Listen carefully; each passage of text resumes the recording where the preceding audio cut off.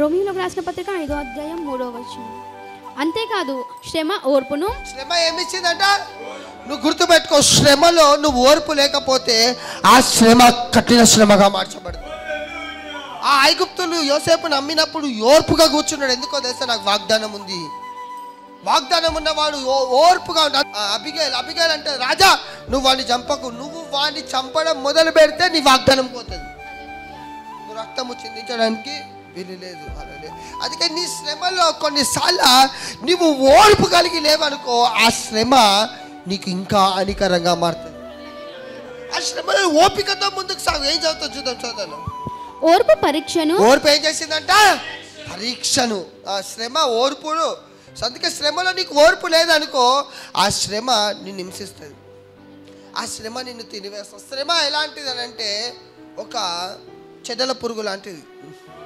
ఇంతంత చెక్క తిని తిని తిని ఎట్లా తింటుంది తెలుసా? తింటుంది కదా, మొన్న చెప్పారు. అదే అట్లా నీ జీవితాన్ని తినేస్తుంది ఆ శ్రమ.